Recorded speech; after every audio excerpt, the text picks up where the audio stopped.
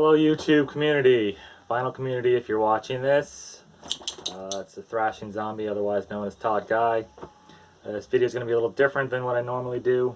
As you can see, I'm in a different location in my house. Behind me are boxes and boxes and boxes of comic books.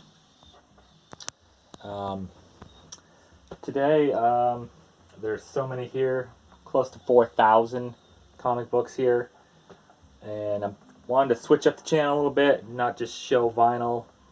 I love vinyl as well, but I also love comic books ever since I was 12. Stopped collecting probably 10 or 11 years ago.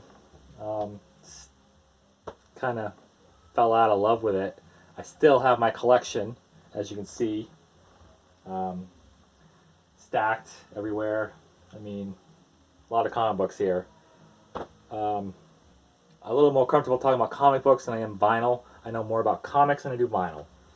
So I'm going to show you a little bit of what I have, and then maybe if there's any interest, I'll show more. Because I have, like I said, almost 4,000 comic books here. So what I'm going to do is I'm going to randomly just pull one out. Here's one from September 2009. This is the Flash number, the Flash Rebirth number 4. This is when Barry Allen, the original Flash, came back, and he died in Crisis on Infinite Earths in the 80s when DC destroyed their world, basically their universe, and then recreated it because there's so many different universes and combined it. It's a big long story. Let's see, I'm going to pull one here. There we go. Doctor Strange 56 from 1982. This one, I don't really remember this one very well. This is called A Mystic Reborn. Written by Roger Stern and penciled by Paul Smith, and inked by Terry Austin, who I met in Rutland years ago. Pretty cool guy. Let's do this one. And these kind of go together. Okay, so these are 3 issues of Marvel's What If. This is from the original series. What if the invaders had stayed together after World War II? It's in pretty beat up condition though. You can't really see that probably on there, but the cover is, see. Paid $2 for this. Cool read.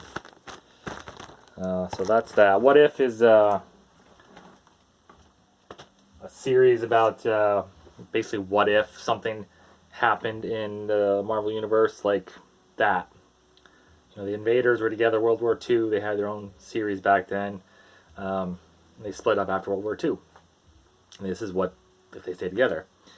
And these two are what if Namor had joined the Fantastic Four, and what if the Amazing Spider-Man had not married Mary Jane. For people who don't know comics, this one, there's a big thing about this. They got married in Amazing Spider-Man, I forgot the number, and actually it was an annual. Yeah, it was an annual.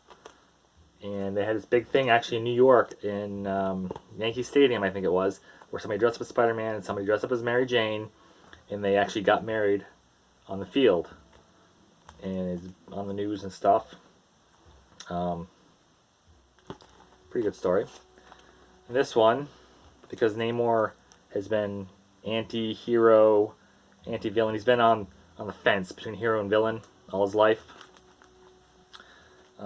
Yeah, pretty good stuff. This isn't very interesting though, is it? A lot more what ifs there. What ifs.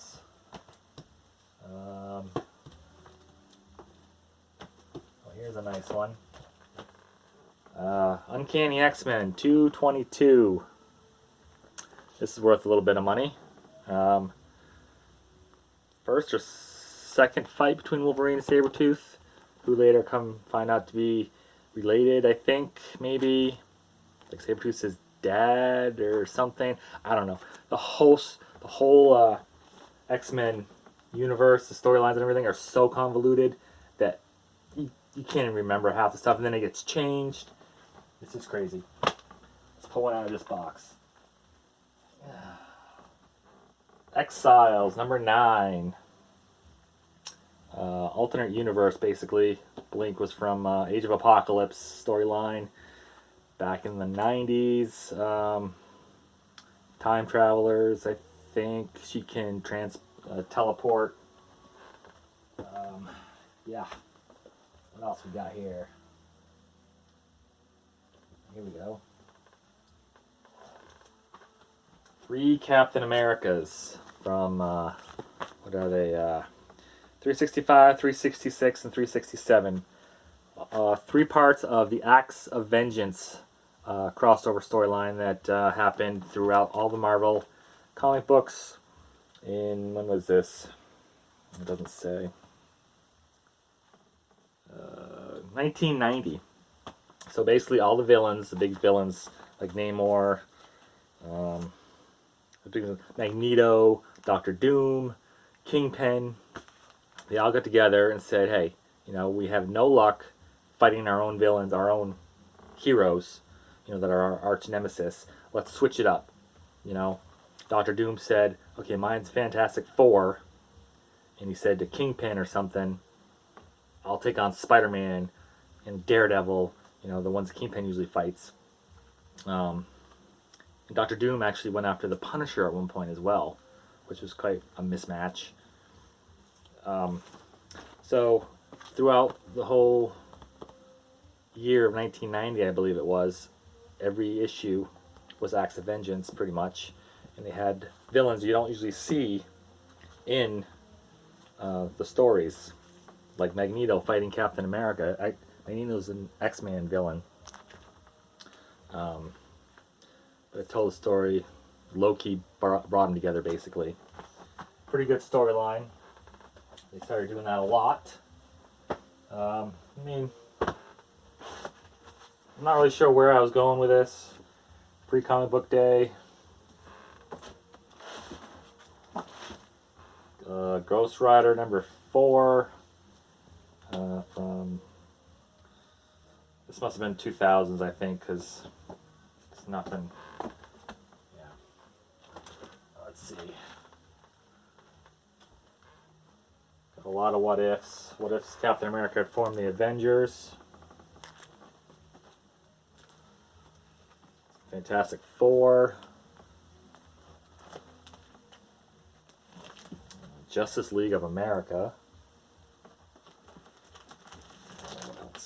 Oh, the Hulk's cousin, Jennifer Walters, She-Hulk.